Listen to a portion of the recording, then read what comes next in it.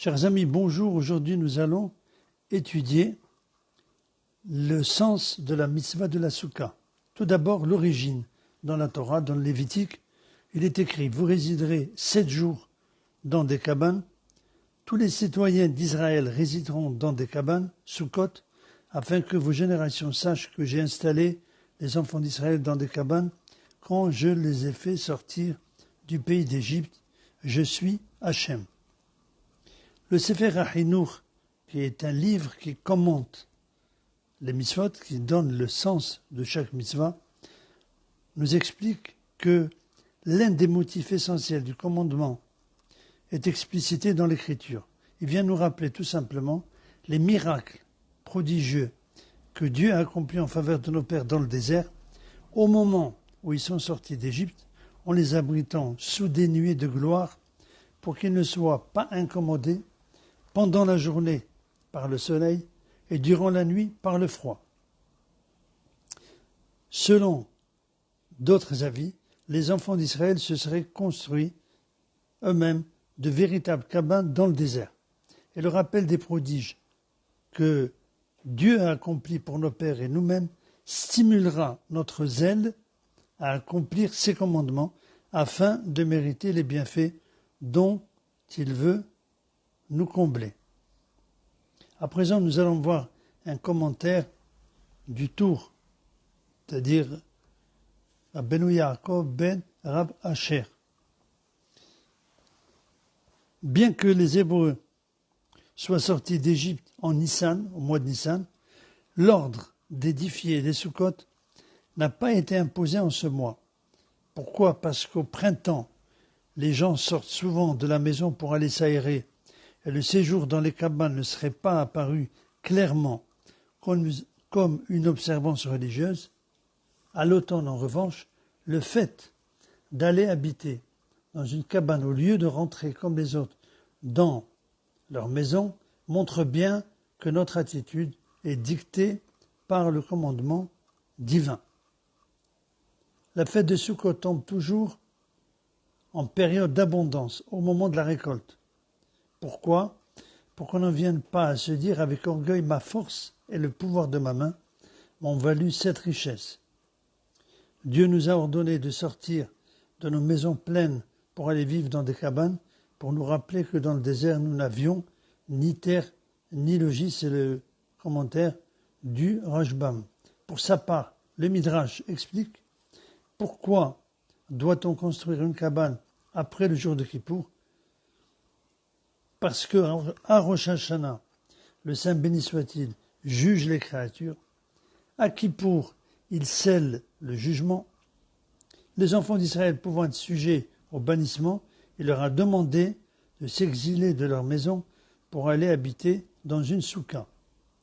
Et le Zohar ajoute, quand les enfants d'Israël sortent de leur maison et entrent dans la souka, ils ont le privilège d'être visités par la présence divine. D'autre part, les 7 bergers fidèles du peuple d'Israël descendent tous du jardin d'Éden, du Gan Éden, et viennent en inviter dans la souka. Qui sont ces 7 bergers fidèles ? Ce sont les pères de la nation, Abraham, Yitzhak, Yaakov, Yosef, Moshe, Aaron et David, qui ont tous connu le goût amer des pérégrinations et ont peiné avant d'accéder au repos. Aussi, au moment d'entrer dans la souka, les enfants d'Israël ont-ils l'habitude d'inviter respectivement ces visiteurs en disant « Oulu, Oshpizin, Ilaïn, Kadishin » venez, Père, inviter, être supérieur et saint. Abraham, le premier jour, Yitzhak, le deuxième jour, Yaakov, le troisième jour, etc. Certains apportent dans la souka une belle chaise, la recouvre d'une jolie nappe et déclare « C'est une chaise en l'honneur de cet invité, les êtres supérieurs et saints. » Puisque la présence divine réside dans la souka, il convient de la contenter en invitant aussi à notre table des pauvres qui se réjouiront avec nos hôtes de marque.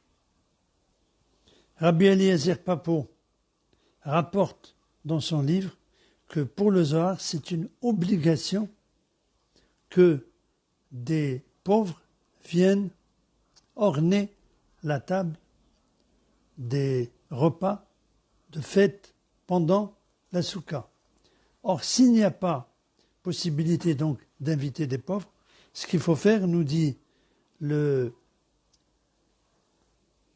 Rav, Rabbi Eliezer Papo, il nous dit qu'il doit partager une partie donc de son repas avec un pauvre. Alors comment il va faire? La veille de la fête, il va prendre une somme d'argent et il va dire voici donc je donne ceci en tzedaka pour la part d'Abraham Avinu. De même pour Yitzhak, de même pour Yaakov, etc.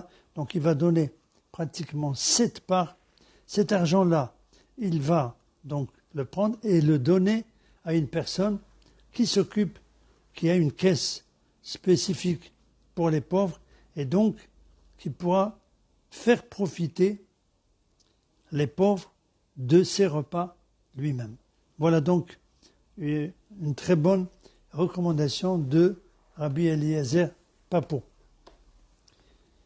Puisque la présence divine réside dans la soukha, il faut éviter tout propos futile et a fortiori des paroles de médisance ou des plaisanteries de mauvais goût dans cette enceinte dont les murs eux-mêmes ont pendant 8 jours un caractère de sainteté.